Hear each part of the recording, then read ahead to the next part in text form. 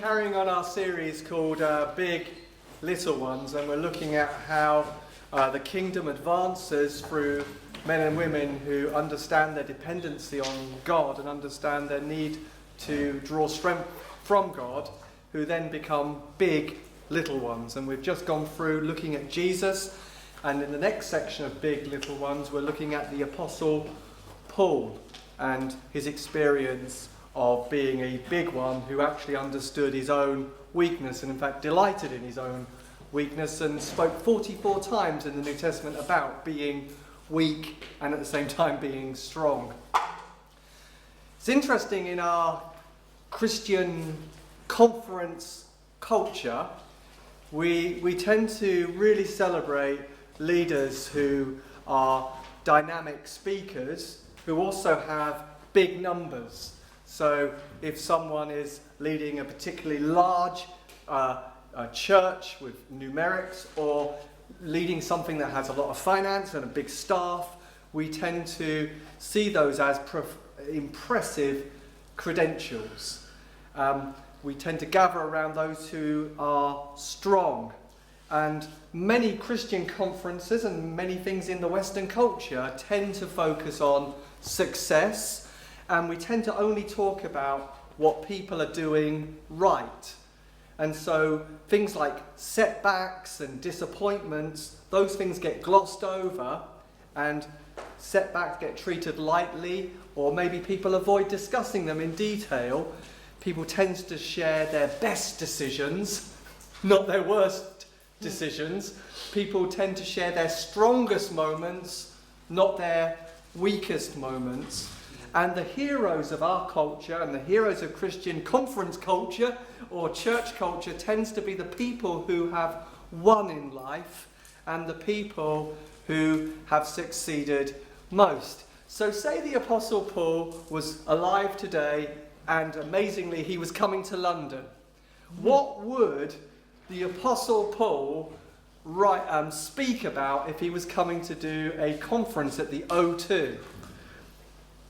Now, we're talking about someone who is incredibly strong and incredibly successful. You read about Paul's signs, wonders, miracles, handkerchiefs that he used to wipe the sweat off, healing people. Probably for the last, if you include the whole 2,000 years, the Apostle Paul is probably the most influential Christian who has ever lived. He wrote nearly half the New Testament. He worked to spread the gospel and the good news about Jesus in a way that probably still remains unsurpassed even today. So what would his opening topic be? Paul, you've got 2 sessions. Would it be this? I'm going to talk to you about planting successful churches in Asia Minor. Now, he could have talked about that because he was very, very successful in church planting. Or maybe his second session would have been 6 steps to raise up great leaders like Timothy and Titus. Maybe that would have been his opening talk. I just want us to imagine that most probably his opening talk would have been rooted in 2 Corinthians chapter 12 and 1 to 11. I think he probably would have spoken about how weakness was turned into strength. I think if he was going to kind of have a catchy title for his opening session, it would be, if God can use me, he can use anyone. And so we're going to read a section of 2 Corinthians chapter 12 and 1 to 11. I'm going to set the context later on. I'm going to talk about how Paul came to these amazing conclusions and perspectives. So we're breaking in on something which I'll explain a little bit in a moment. Actually, I'm going to set the context first because it will make a lot more sense probably if we actually understand the context and what we're breaking into. So the context of these particular passages in the Bible, it really starts in chapter 11, and Paul has planted this church in Corinth, and it's an amazing church in so many ways. They're really, really super charismatic people. They know a lot of the power of God, a lot of the power of the Spirit. They operate in the gifts. And Paul has planted this church, he's told them about Jesus, they've received the gospel, and they've understood about faith in Christ. And you know Paul, he goes off to other places because he's planting other churches, he's going into other areas. And Paul talks about in chapter 11 some super apostles that he kind of mockingly calls them. They're really false teachers. They move in onto the Corinthian church. These super apostles, these false teachers, they move in on the Corinthian church. And these people, these super apostles, are really, really very, very impressive. So in Greek culture, there was a whole school about being articulate and expressing arguments and communication. And Paul says these teachers were so impressive, it literally seduced the Corinthians away from what Paul had been teaching and away from the gospel. And these super apostles, they're talking about their revelations and their experiences, and they operate apparently in extraordinary gifts. And Paul is saying, actually, they're masquerading as an angel of light. He pretty much says, look, these are false guys. Satan masquerades as an angel of light. These guys are coming in, they've seduced you. And what's worse, these super apostles are exploiting the Corinthian church for money. And Paul says, I never actually charged you for anything. I did all my ministry amongst you absolutely for free. And it was actually the Macedonian Christians at their poverty who supported both gifts to the poor, but also Paul's ministry there.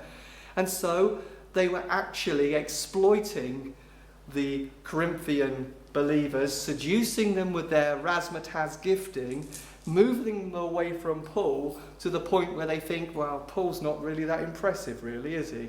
He's not really that spectacular. He isn't really that amazing. And the church moves away from Paul, and Paul says, you didn't even defend my ministry amongst you. So, that's the context. Now, what would we expect Paul to do in defense of himself? Would we expect him to talk about razzmatazz super apostles? Well, remember my gifts? Would he talk about his impressive credentials? Would he go into huge details about visions and revelations and experiences? Would he make a big deal about his super gifts and the miracles? No, Paul defends himself by talking about his weakness. That's the context of chapter 12. And so we're breaking in. He says, I must go on boasting, although there is nothing to be gained.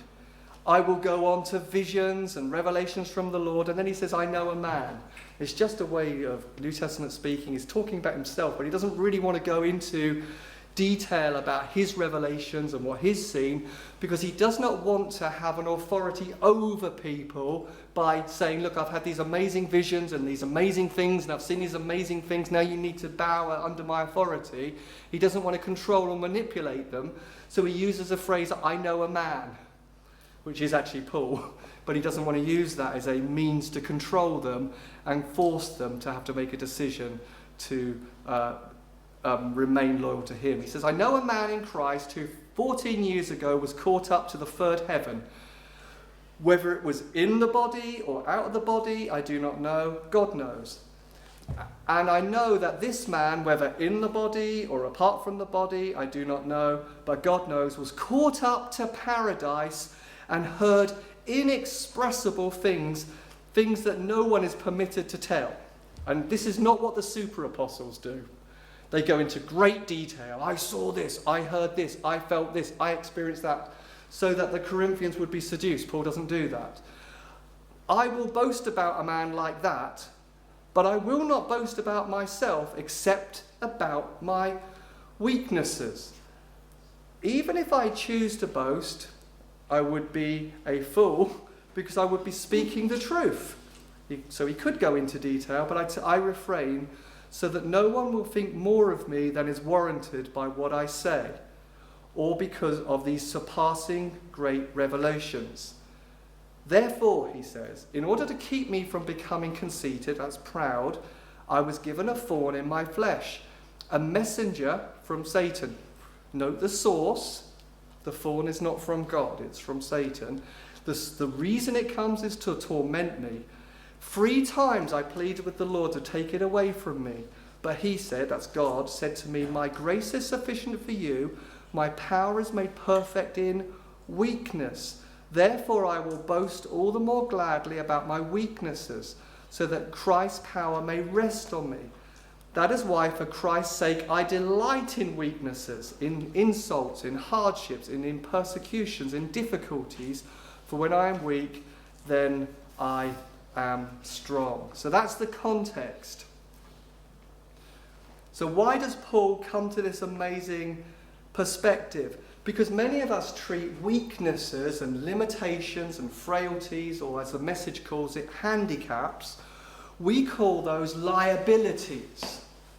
We think, I cannot do anything for God, with God, until I overcome my weakness, until I overcome my liability. So we postpone believing God for anything until we come to a point where we feel we are strong in ourselves, until there's been a resolution. But Paul is saying, when I'm weak, when I limp, I'm strong.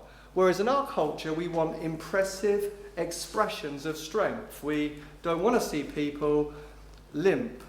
So Paul delighted in and boasted in this incredible reality of weakness. So this morning, how did he come to this radically different perspective on limitation? How did he get this perspective about this thorn? That he doesn't really go into too much detail about what it is, but it's something that was challenging. How did he get that revelation? Evil is at work in the world. That would be, there's a messenger from Satan. Evil is at work in the world, and even though Christ's cross ultimately defeated Satan, sin, sickness and death, Paul understands that now the mission of the believer and the mission of the church is to invade enemy territory and apply the victory of Jesus into every sphere of life. And so evil is at work still in the world. And this evil touches Paul, a messenger from Satan. And he goes into detail and says it actually mentally tormented him. So it wasn't a light thing, like, oh, just brush it off. He says it was tormenting him. He's saying it made me feel handicapped. It made me feel like I'm limping. It was a source from Satan in order to bring discouragement to him. And so it must have been profound and powerful, because the goal of Satan was to get him down. He's progressing with the gospel. He's having incredible revelations of heaven and paradise, and he's hearing amazing things, and a message comes from Satan to try and get him down and bring him off track. It was such a debilitating thing. The Bible says he asked 3 times. He pleaded with God emotionally, passionately, for God to remove this thorn. Please take this away from me. And in the account there, we find that Satan's plan actually backfired on the demonic. It backfired because although he makes free emotional appeals to God. In other words, the thorn presses him into God. What the plan of the message was, the thorn, was to cause him to walk away from God in discouragement and get down and be disheartened and discouraged and disappointed, but it made him move towards God, which was not the plan of Satan in giving the thorn. Peter Gregg says this: we don't have a prayer problem, we have a comfort problem. So when we're pressed by something that's overwhelming and difficult, and we feel mentally tormented, we find prayer easy and accessible.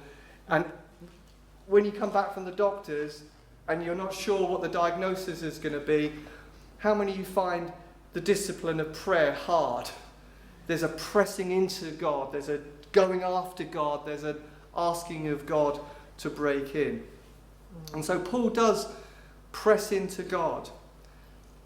It doesn't press him away from God. And what we can understand from this is that when we're going through things, we are right to ask for relief. When we're sick, it's right to ask for healing. Paul shows us that he wants to ask God to bring a breakthrough because he does not want to lead out of weakness. He wants to lead out of wholeness, not with a limp. But then in the midst of the asking, so he's pressing into God for a relief from the thorn, he asks 3 times, and then he says he got a word from God.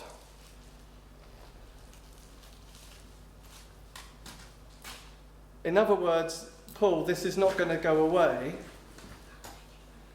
It's going to be redeemed.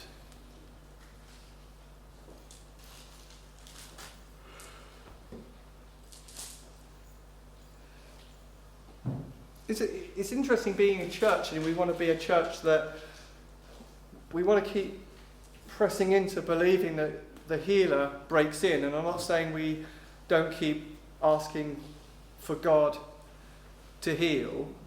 And I don't know whether this was a sickness that Paul was going through, or it was the circumstances, or whatever it was. But we want to be people who keep believing for breakthrough. We want to be people who keep believing for transformation. We want to keep believing for prodigals to come home. We want to keep believing for jobs and visas and housing situations, or a multitude of ways in which we can feel hard pressed. We want to believe and keep pressing in and asking God. But it's interesting for Paul, and we can't make this a statement for all things of all time, but for Paul there came another word. This is not going away, Paul. This is going to be redeemed. Yeah. So we don't make a theology of this by saying, oh yeah, when we go through things and it doesn't change, then we stop believing for anything to change. No, Paul says, I pleaded with the Lord 3 times. It's not that we only ask 3 times. I'm asking for things. I've been asking for things for 5 years, and I'm not going to stop asking for things. I won't, and I think I won't, because I think I've got a superior promise of a biblical revelation about why I can keep asking. But Paul gets a word on this very specific thing. He says it's not going to be redeemed. It's not going to be healed, Paul. It's going to be redeemed. Now, because he has a word from God, he understands this. Satan came to discourage me. He came to get me down.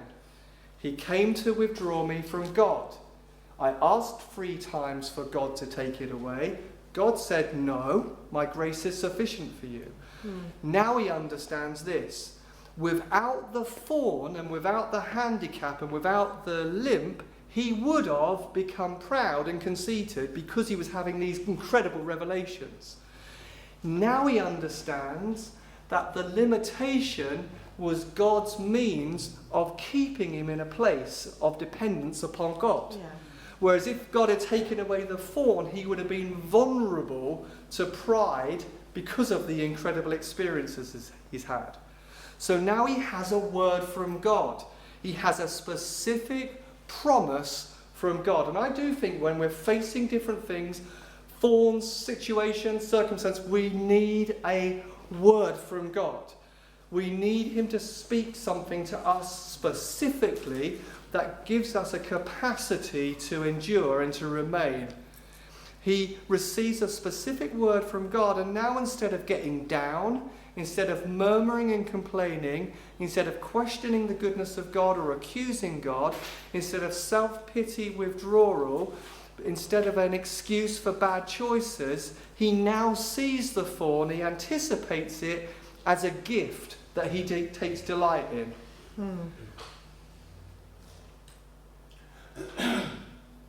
The very thing that is oppressing him and tormenting him remains, and yet now, instead of seeing it as a handicap, he appreciates it as a gift. That's incredible. This thorn is going to drive him towards God's sufficiency and is going to keep him in constant touch with God's resources. He knows now there's an abundant supply of sufficiency, of grace, and this grace is going to keep him away from pride and independence. So this thorn, this situation, becomes a doorway into experiencing a miraculous sustaining power of the Spirit. So he rejoices in it because he thinks this very thing that was sent to destroy me is a means of grace to draw me to dependence upon God in the most incredible way.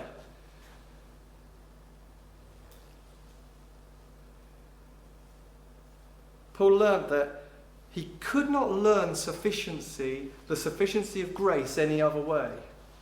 He needed it. So we have to go into the intricacies of this. Sickness, depression, pain, disappointment, setbacks, messengers that just bring us down. God is not the source. He says the message was from Satan, but God can take what was meant to destroy and so redeem it and use it that you end up thinking, was he the source? Because he's done such a good thing out of this. He's taken a scar and made it beautiful. But Paul isn't saying that God was the source. God can use Satan to destroy Satan. And that's why even the cross, Satan thought, get into Judas, get Judas to betray him, get Christ before Pilate, get trumped up charges, get him executed. We've killed the Son of God. That he fell right into the hands of a strategic plan that was there before the foundation of the world. So he's a wily, crafty, clever being, but he's a creature who comes nowhere close to the Creator. You can't win a strategic game of global chess with God. And so Paul was kept in constant touch with God's grace through this. See, we only have really two categories of people in our thinking quite often. We have weak people and we have strong people. Paul says, I'm strong because I'm weak.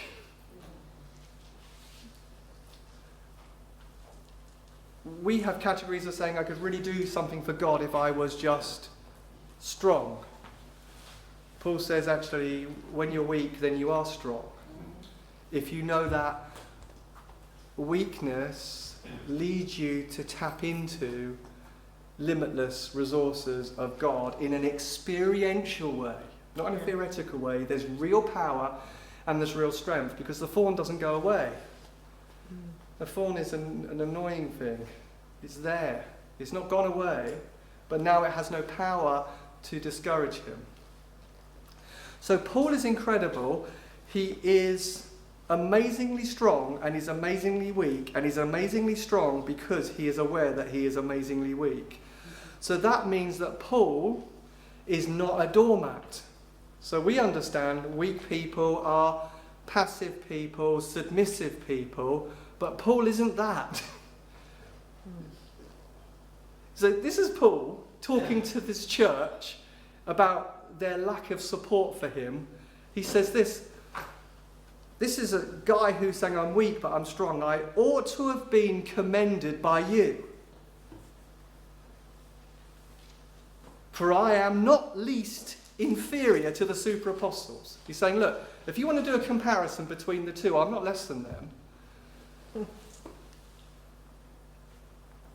I persevered in demonstrating among you the marks of a true apostle, signs, wonders, and miracles. So he's this incredible mixture. When I'm weak, then I'm strong. But I'm strong. And he knows who he is. And he's able to say to the Corinthians, hey guys, you have been duped and conned and tricked. I'm not less than them. They're seducing you with falsehood. I'm the real deal. So we only think low self-esteem, high self-esteem. Paul doesn't think either of those things. He doesn't really need high self-esteem. He doesn't go around low self-esteem. He just knows I need God. I draw on God. And I'm not going to live in an identity of, oh, poor me. I've got an identity of, actually, Christ is in me. I've got a job to do. God's power is most clearly displayed when people are experiencing weakness or difficulty whilst drawing upon real spiritual resources. So to close, pretty much I would imagine everyone in here who is a human being, we're all human beings, you will be experiencing some point of your life, or maybe it's today, limitations, vulnerabilities, and weaknesses. So what could those things be for you? It can be things like a child with special needs. It can be things like an addiction.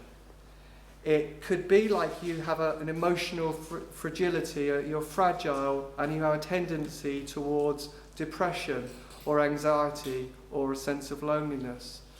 Maybe you experience a sense of scars on your soul from an abusive past. Maybe there's childhood patterns of relating to other people that cause you to feel desperate for change. Maybe there's a physical disability. Maybe there's a diagnosis of cancer. Maybe you experience chronic temptations towards anger, hate, resentment, or being judgmental. Maybe right now you're feeling hardships. Maybe there are distressful circumstances that have been forced upon you, or any situation where you feel trapped.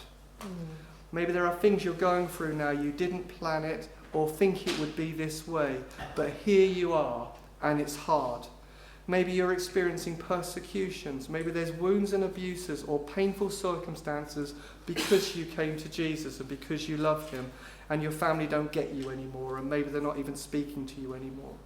Maybe you're experiencing what Paul talks about, calamities, distresses or difficulties or troubles. And I just want to end by talking about some things to turn toward and some things to turn away from. Turn towards reframing the limp, the handicap, the difficulty as a doorway to miraculous sustaining power.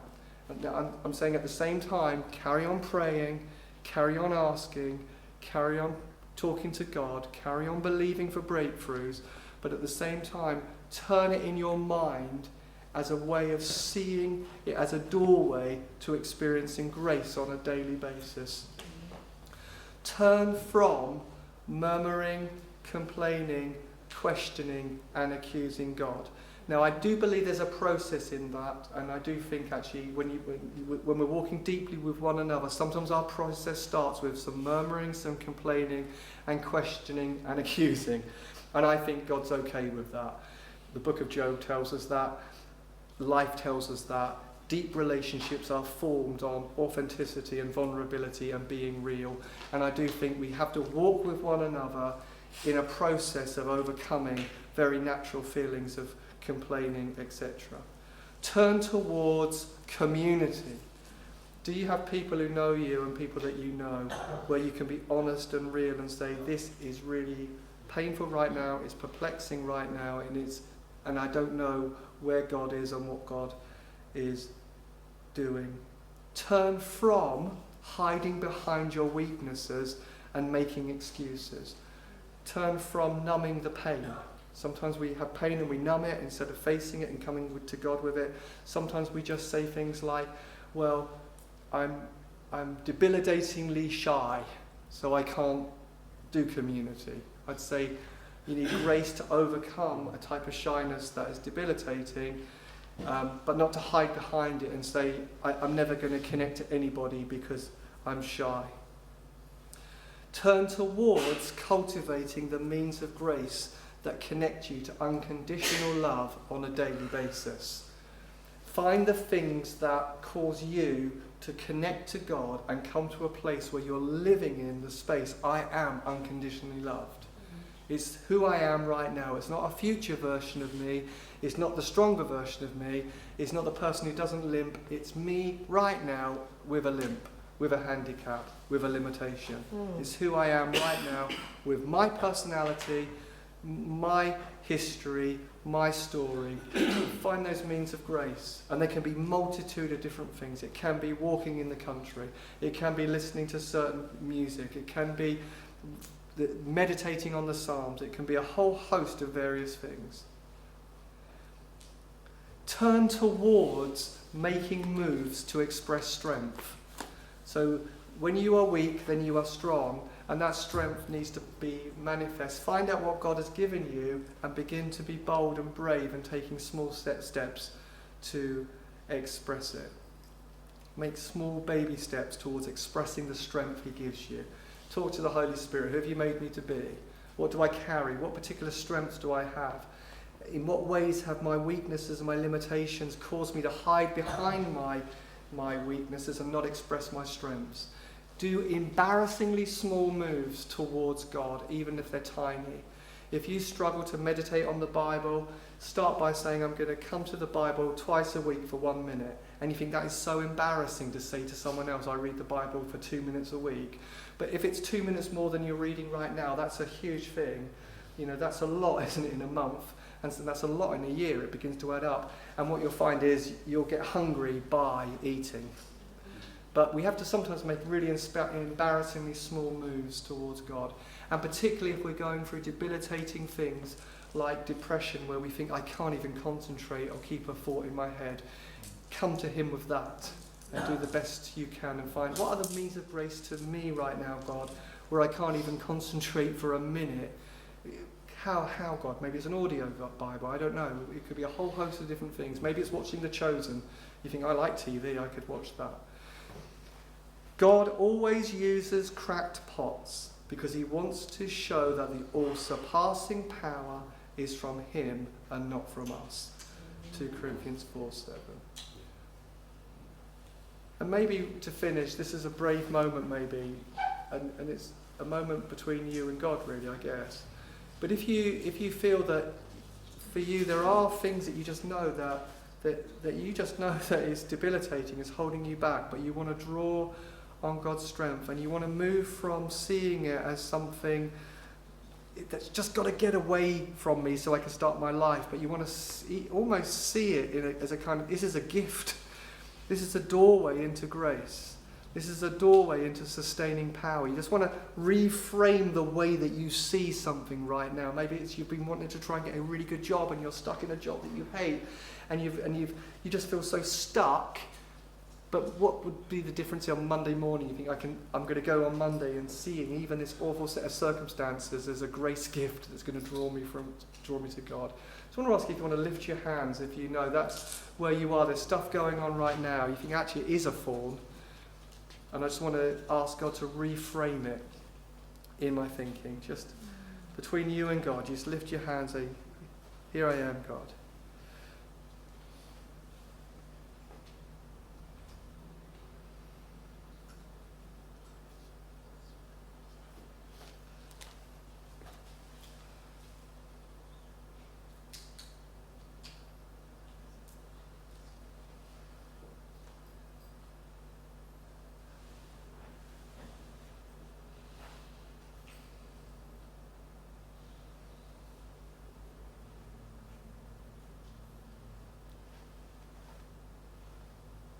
James says, count it all joy, my brothers and sisters, when you meet trials of various kinds. For you know that the testing of your faith produces steadfastness, and let steadfastness have its full effect, that you may be perfect and complete, lacking in nothing. So God, just draw on you right now. We draw on your abundant supply. We draw on your resources. We draw on your unconditional love. In Jesus' name.